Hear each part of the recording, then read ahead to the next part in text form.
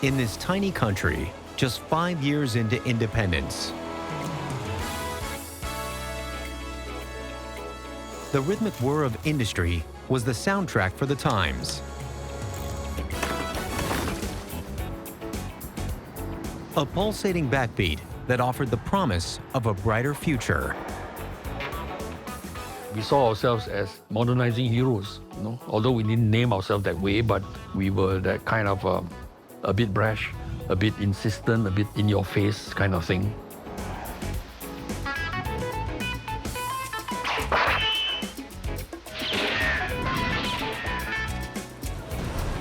It was a time for exciting new experiences.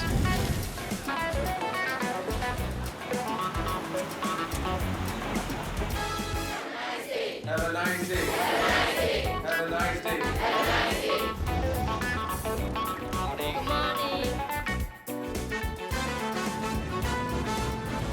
This was Singapore in the 70s.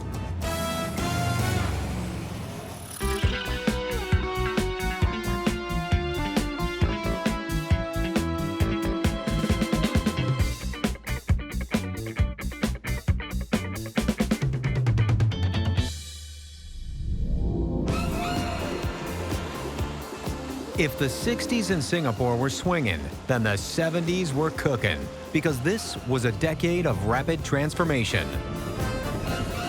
The British troops were out, and foreign investment was in.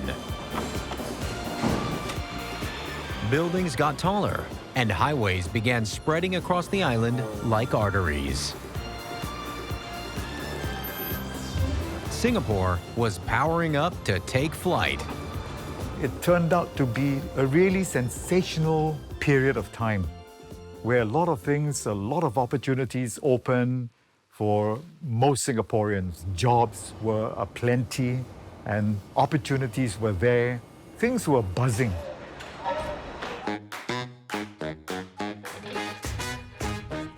Sure, Singaporeans worked hard, but they also began playing hard.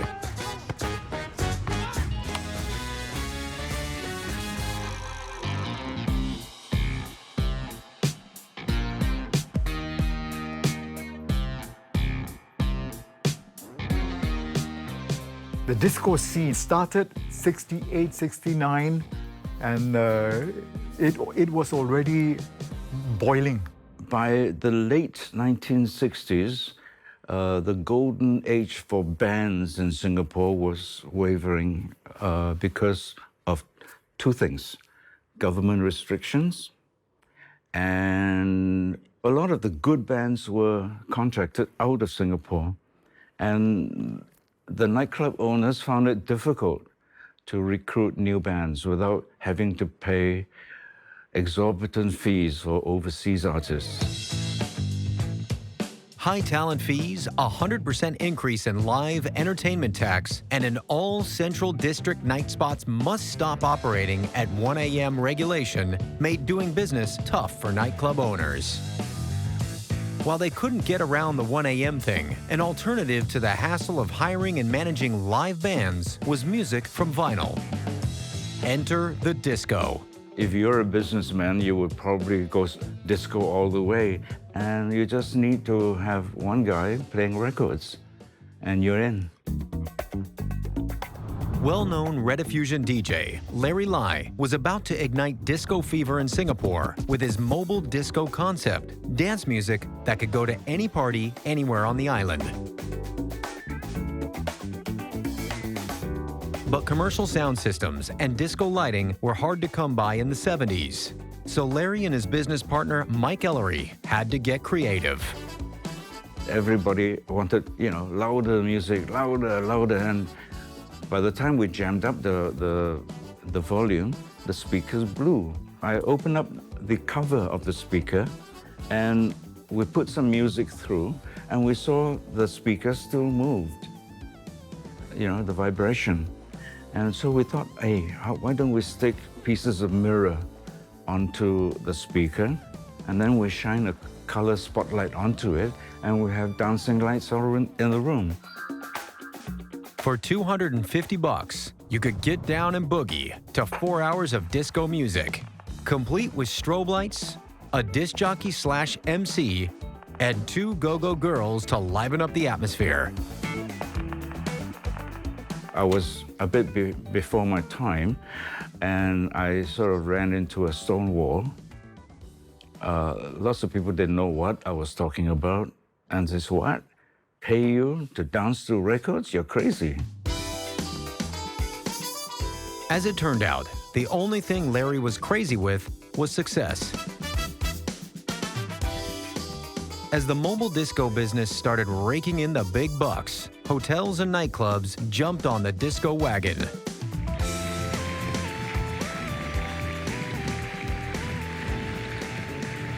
All right, thank you very much. Thank you. They're each walking away with Popular radio or television presenters were hired as headliners at discos, and crowds poured in. The moment you're on TV, the moment you get that kind of exposure, the whole world opens to you, and you get all kinds of, opportunities, and people call you. Everybody wants you. Everybody wants a piece of you. Yeah, and that, in fact, yes, aided and abetted my appearance, especially as a disco DJ in the clubs. Everybody wants to go there because they want to get up close and personal with this guy who's on TV. Hi, good morning. This is Brian Richmond, getting you up and about and keeping you on the bright side of things on this beautiful Sunday morning. Let's get underway with the Bee Gees and their 1978 chart buster called "You Should Be Dancing." Brian Richmond was a big name in Singapore's 70s disco scene, and he's still on air today. We have also 4 solid hours of music. In the 70s, the club DJ was king, and the dance floor was his domain. Get into the second hour of the vintage showcase and get ready for A lot of young executives who were entertaining clients, they'll do it at this club. They'll come in and you just wish them, and if they have a client or whatever it is, "Hey, Mr. Tan, hey, welcome, so nice to see you," and all that, and they feel nice, So that's why they keep coming back again and again and again and all that. So these are little tricks of the trade to lure the people in. As disco fever raged in Singapore, along with the good times came trouble. Fighting and drugs invited unwanted attention from the authorities. Then, in 1973, wanting to clean up Singapore's image, they lowered the boom on discos. Licenses were revoked and many discos shut down. Those that remained open were slapped with restrictions. Only in 1975 were some of these restrictions relaxed out of necessity. I think the government sat back and then, looked at the Singapore scene. As far as tourist arrivals were concerned, they dropped. People were giving Singapore a miss. They're going to KL, they're going to Bangkok, all these places, anything but Singapore. Singapore at night, dead. So then the government realized that I'm afraid we have to open the clubs, but with restrictions. Despite this bump in the road, the disco continued to be the place to see and be seen, especially in the wake of the blockbuster movie Saturday Night Fever. Saturday Night Fever, the shows, inspired me because John Travolta, that time I see him dance, it's very smooth. But I want to come out, innovate and come out something new. So I come out with my own style of dancing. My step is all very unique, come out with my own moves. Raymond Chong was only 17 when he fell in love with disco. 1979, the time I just started the disco thing. Then 1980s, competition was advertised in the papers. People queue up to sign up for the competitions because the prize money is so good. By the time I was confident of winning the competitions. And the winner will represent Singapore at the World Disco Dance Championships in London. And we had 3 winners 3 years running, the winners all representing Singapore. And they did pretty well. Raymond's unique dance moves did, in fact, win him the title, Singapore Disco Champion 1980, and set him off to compete in London, where he put Singapore on the international disco dance map.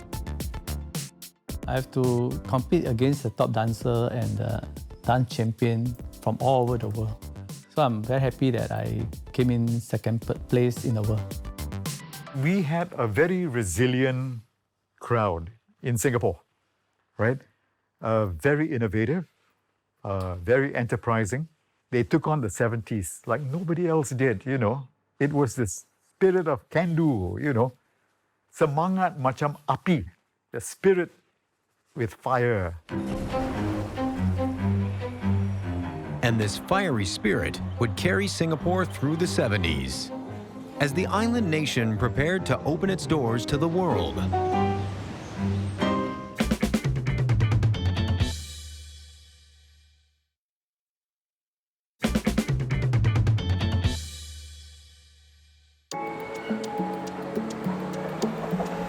If the 60s represented the birth of a nation, then the 70s was Singapore's coming of age. The decade saw many firsts as the budding nation sprinted towards its aspiration of becoming a global city. It was growing, and you can see it. There's so much construction going on. You know, all these cranes and all that. I mean, it almost became a Singapore symbol, you know. They call it the Singapore bird.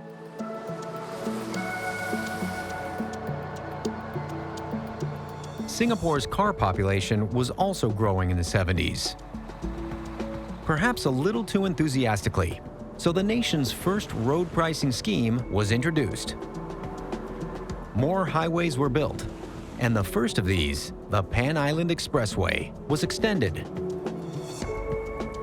With all these cars whizzing about, it wasn't long before the most American of entertainment concepts opened in Singapore. This was the DriveIn Cinema.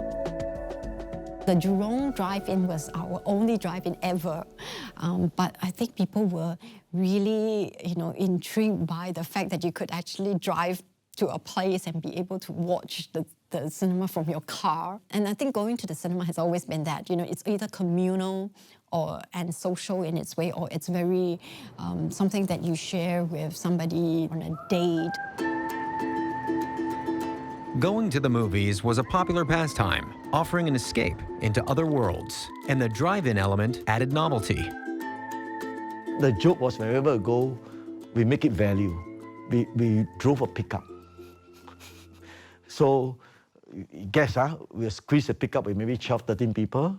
You know what I mean? Pickup behind, we all squeeze in, and then the speaker is outside, of course, and then we have good time there together.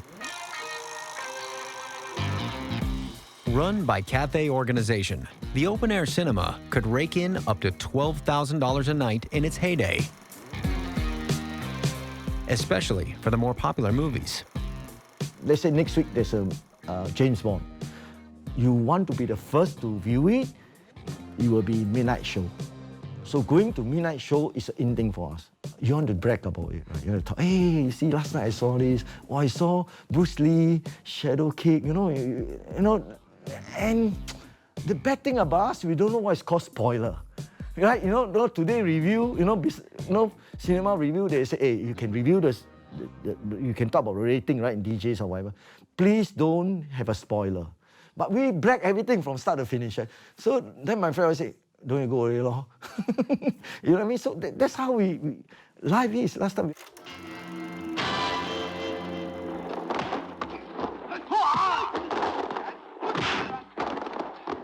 In the 70s, kung fu movies were hugely popular all over the world, and Singapore tried to muscle in on the action. There were quite a number of titles that actually were of this nature. For instance, Ring of Fury, Singapore's only martial art film that came out in the 1970s.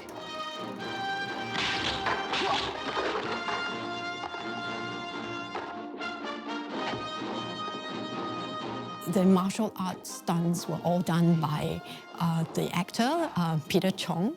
And he just got all his different friends and kaki who could actually, do the stunts to be in the film.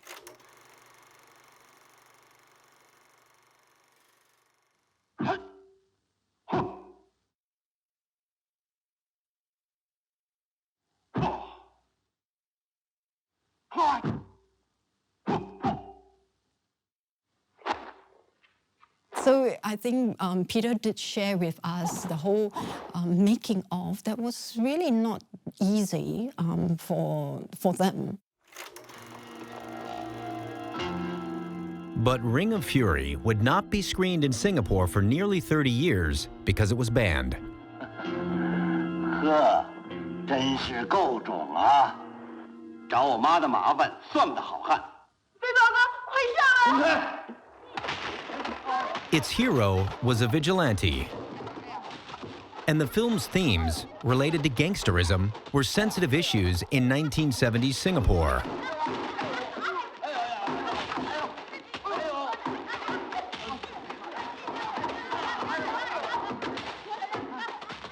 We were developing at quite a net-breaking pace. It also meant the kind of image that we had to present to the world. And I suppose a lot of if you look at our policies across the board, it was to show Singapore as a place that people could come to trade with, to live in, to be, as productive, people as we are presented to be. So if the films showed any side that may actually sort of negate that, then obviously that became an issue for how the world might see us. But when some Hollywood film producers looked at Singapore, what they saw was alluring Asia meets modern metropolis. And the ideal setting to shoot their movies. I think the whole idea is that they still saw us as an exotic location, but they could juxtapose us against this modernizing, developing nation.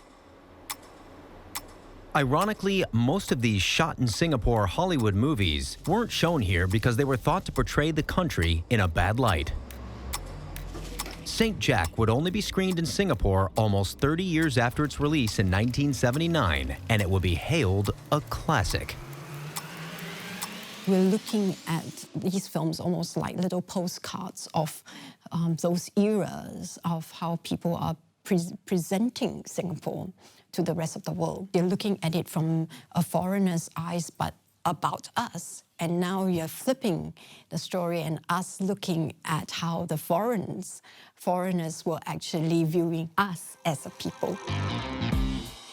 One 70s film that tried to change the usual Asian hero narrative was a joint Singapore-Hong Kong-Philippines production. The good guy in this movie was a woman.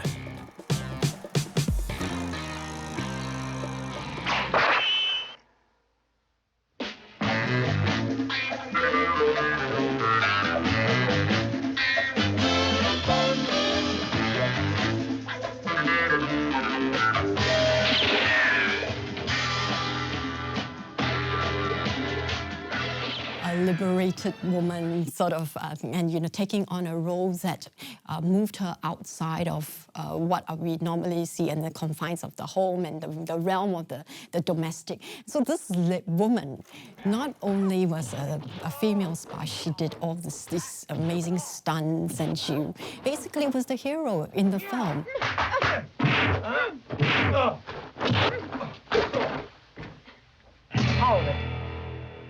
And at the same time, the film showed, I suppose, the crossing or the international kind of geopolitics that we were going through as well.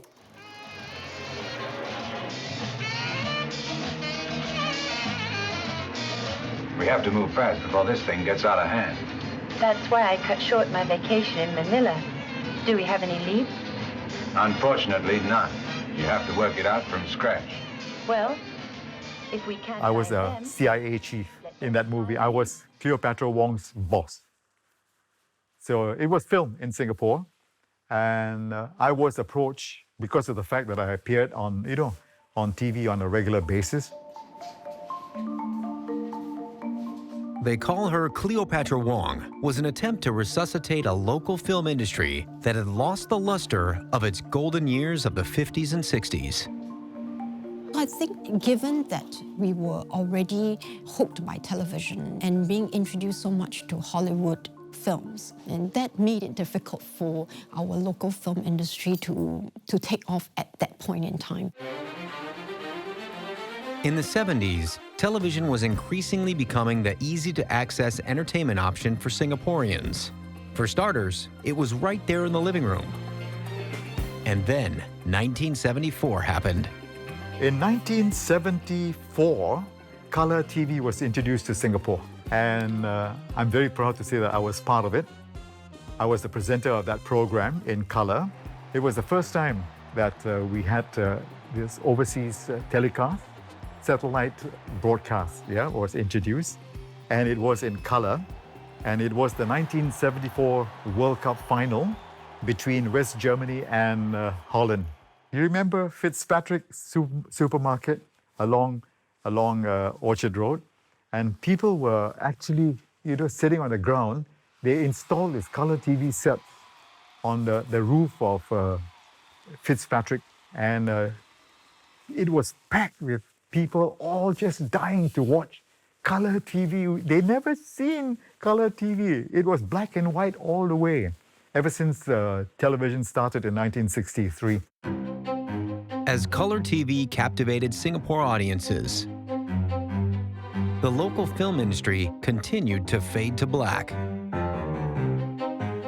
In fact, no Singapore films would be made in the next decade, a significant blank page in the documentation of local history. In a way, these films are like a documentary record of our time, how our sort of cityscape has changed and developed and what has grown in its place. The film itself, in capturing the story, for instance, reflected the sort of the forces of all of the different forces that would have influenced the filmmaker. And so it's inevitable that looking at those films, you will actually get a sense of what our country was going through in terms of our growth or development. As asphalt replaced dirt roads and concrete replaced atap roofs, it wasn't just popular culture that would affect Singapore society. Foreign businesses setting up shop here would introduce new work cultures and open the doors to a new world of opportunities.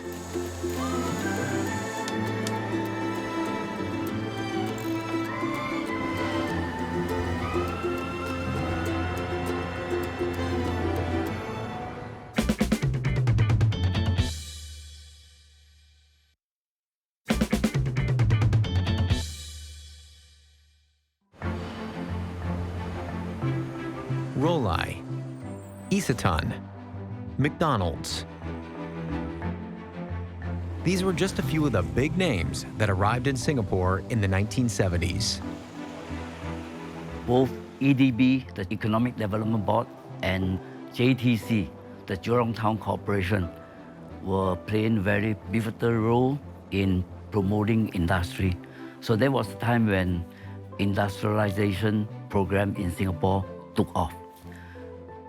I still remember in the early 1970s, EDB set up many offices in Europe, US, and Japan to woo international investors into Singapore. Barely 5 years after gaining independence, Singapore achieved a 100% employment rate. Jobs were aplenty, and many from neighboring countries came to find one.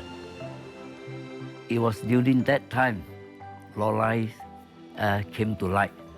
They advertised for people to be trained in Germany. And that was the time I joined Rolai to go down to Germany for training.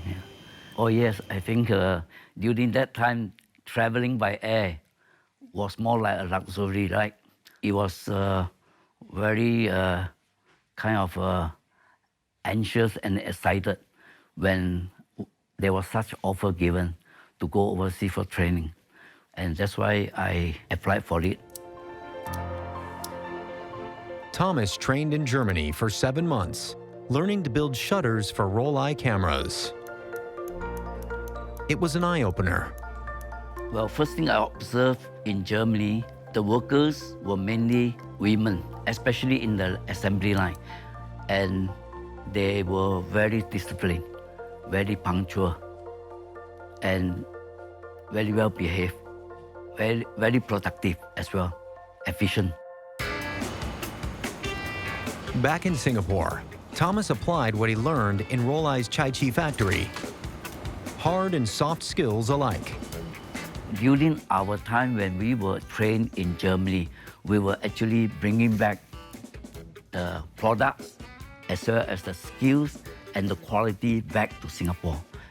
It was a direct transfer of technology. These are the backbones of industry where you produce precision molds and tool and die for making precision parts for the products, like camera. Camera consists of many parts, many precision parts. So I think it's a big benefit for Singapore. These were marketable skills that could be used in many other manufacturing sectors, even in the worst of times. So we were able to have a big team of these skilled people that support other industry after Roll-Eye closed down. And in fact, when Roll-Eye closed down, they managed to sell all their machineries to our own local entrepreneurs. And these people were actually former Roll-Eye employees. They bought over the machines and they set up their own companies.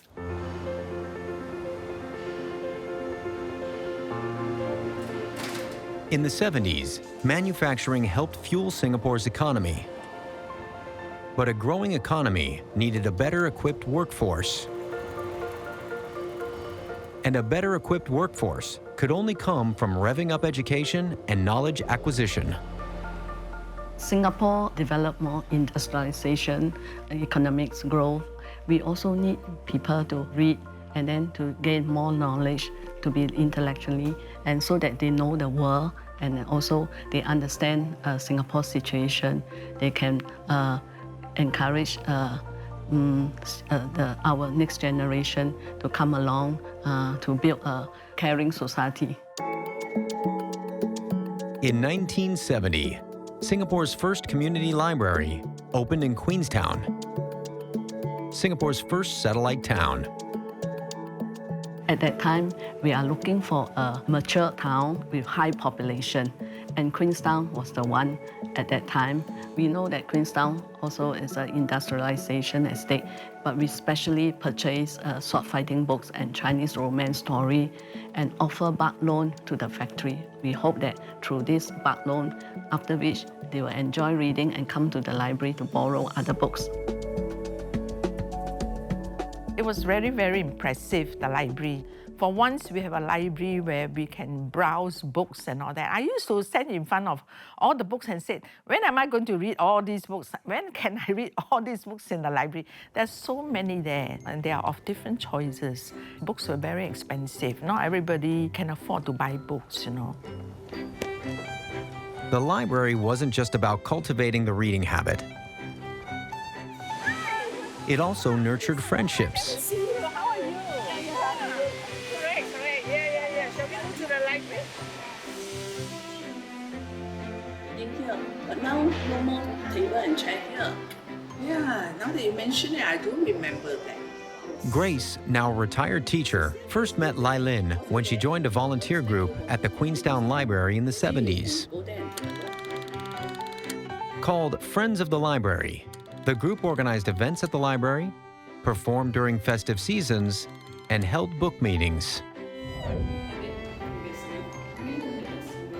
We became a very strong group, especially the earlier people who were there. So usually, even after the library activity, when the library was about to close at 9 o'clock, we were adjourned to the food center close by. I think that was the Queenstown Food Center. You know, the government actively promotes this interracial activities, but in our group, it was very natural. Library is the social and cultural fabric in Singapore. Most of the people told us the love of reading was first nurtured at the library. They have very fond memories of the library, how library helped them in the study, in the reading books, doing the research, and also to their work and also career, business, and even the self-development.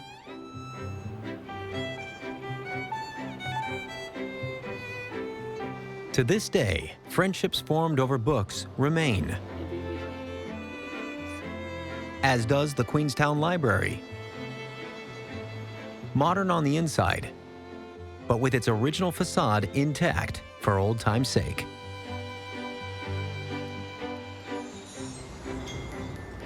Housing estates with community facilities sprouted up across the Singapore landscape, so there'd be no reason to travel to town unless you were young or hungry or both.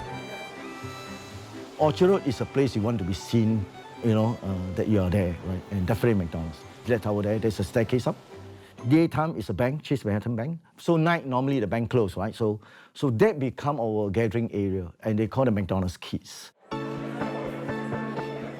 Fast food culture was part of growing up then, and it reflected some of the buzzwords of 70s Singapore: efficiency, speed, productivity. As for Jeffrey Tan, he went from being a McDonald's kid to becoming a McDonald's employee, and he's still on the job. Oh, good. Great. Thanks you very much. Okay, See you later. Yeah, see you soon. We hang out in the Starbucks store every night, and we saw this posting in the newspaper, McDonald's opening soon. So we asked ourselves, what is this, you know? Because the only time we have was KFC and A&W at the point of time, right? And I seldom visit them. So 3 of my friends, okay, out of a group of 7, said, hey, why don't we go and see what this is? And 3 of us went down, and I remember it's at Lear Towers. The restaurant was not open yet. And we get an interview and we got the job.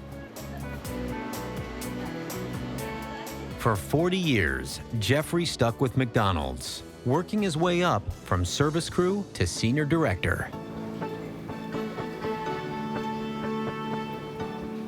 Persistence and the determination to succeed were traits that defined many of Jeffrey's generation. Some of us don't even have O-level. So whenever you get a job, you value it very much. And I'm not saying the rest are not working hard, but when you got A-level, O-level, you have something to fall back on, right? In case this job don't work out. We have nothing. So I tell myself, you got to do your best. If they take 10, I will have to do 11 steps. So because of this stigma, or you can say confidence or what, but it actually grinds us to be a better person, and always don't be complacent, you know, do your best. What's the storyline? I think the process is more important than the end, right? You know where the end is, it's very clear. But it's the process. So a lot of people goes to the end straight away. To me, it's not the right thing to do. You need to understand the process. You can be rich, but how you be rich? I think to me, that's very important. As Singapore fast-forwarded through the 70s, much in the country was changing. From the skyline to the economy to lifestyles and aspirations. But that one constant was the Singaporean search for that still elusive, uniquely Singapore identity.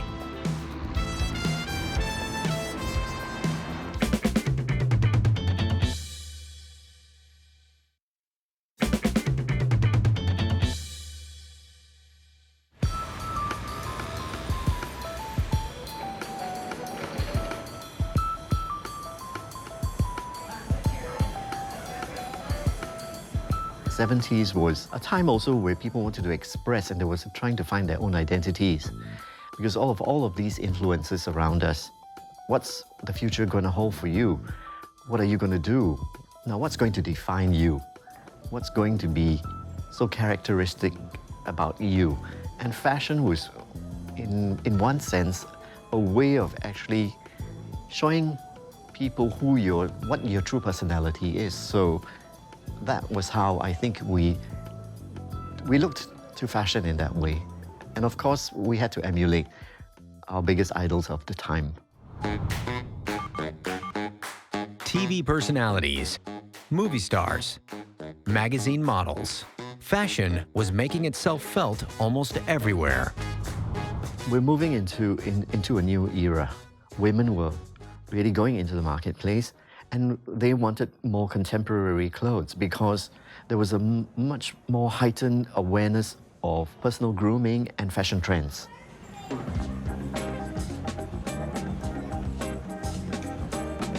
The demand for ready-to-wear fashion grew, and retailers were happy to oblige, especially the Japanese stores. The Japanese actually played quite an important and significant role in bringing new ideas, and especially with fashion, how the way it was represented, displayed, the adjacencies of the departments, they brought a freshness to Singapore retail. People were getting a little bit more affluent, there were jobs available, and there was a kind of need for something new and refreshing. Local department stores had to up their game to keep up. Tang's, or CK Tang as it was known then, went all out. You have to make sure that your buying was sharp. You have to make sure that your buying told a story. But more importantly is also the Japanese place so much emphasis on training. Please repeat after me. Have a nice day. Have a nice day. Have a nice day. Have a nice day. Have a nice day. Have a nice day. For the first week, we stay in the office to learn the basic attitude.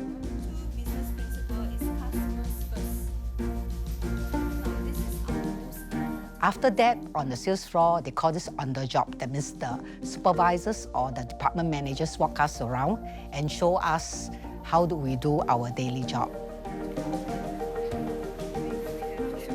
Training was actually one of the key things which I think in Singapore, the government also recognized that and made sure that we kind of like learned from them. And a lot of emphasis was put on training.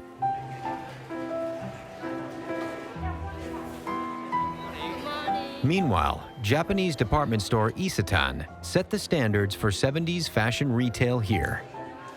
When I first stepped into Isetan, that was really beyond my expectation. When I walk in, I was surprised that the store is so well classified. Different levels sells different things. Example, the sundries cosmetics on level 1, and the ladies' wear were on level 2. Isetan is the first store to introduce escalator, linking one level to another level.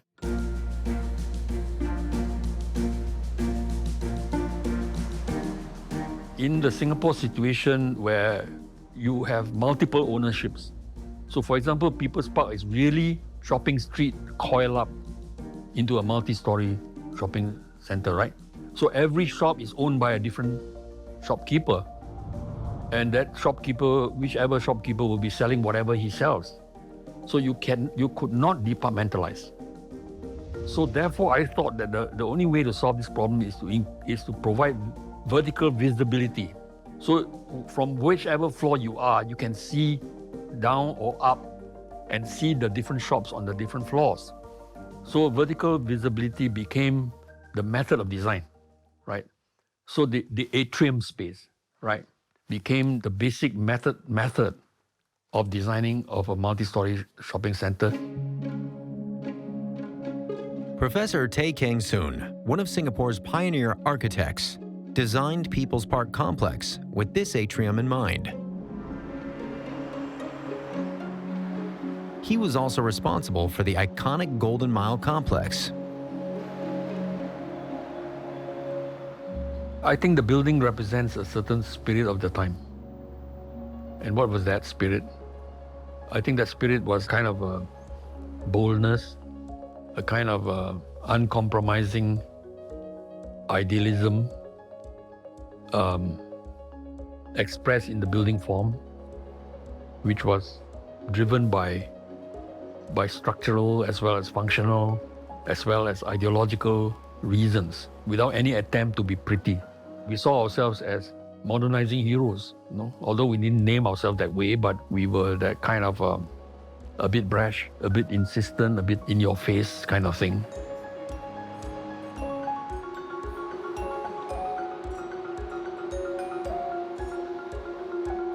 These buildings are actually symbols of the pioneering spirit that Singapore has been through.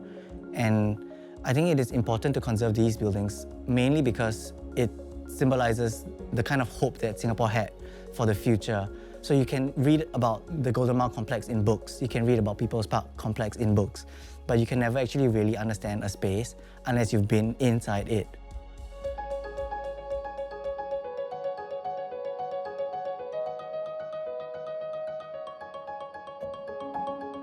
I feel that buildings built in that era actually is a gateway to understanding the 1970s from a perspective of a young person like me.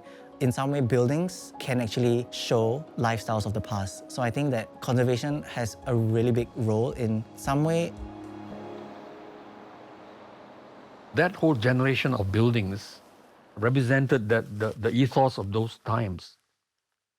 They are important because they represent the transition from the colonial order into the post-colonial order, into the nation-building order. And build is what the nation did. Skywards, office towers, hotels, housing. But as these new structures went up, some of the old were torn down.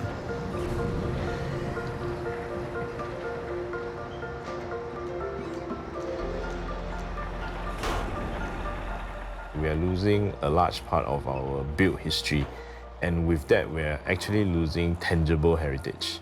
You know, there's been a lot of talk lately of focusing on intangible heritage, like language, like cultures, and you know, customs and things like that.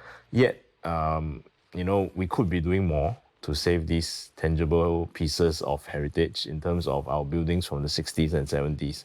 What's going to happen is if we don't do something and conserve more of these buildings that were built when Singapore was newly independent, we're going to end up as a country with a lot of very new buildings and very old buildings and nothing in between. And I find that very strange because then there'll be this huge gap in the history of our built environment.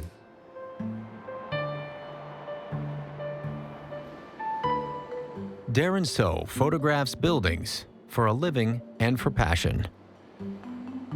It's my hope that when more young people look at all these pictures of either forgotten places or places that they are not familiar with, it will spark something else in them.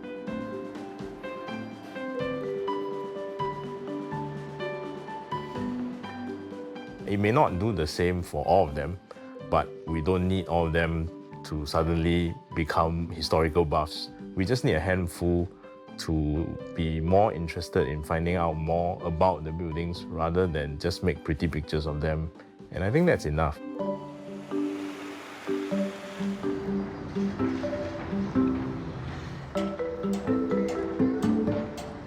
The 70s was prep time for Singapore. The stuff of early nation building had started to fall into place, and the machinery of growth had begun humming. Singaporeans were experimenting with notions of what their identity might be, and the stage was set for the 80s and beyond.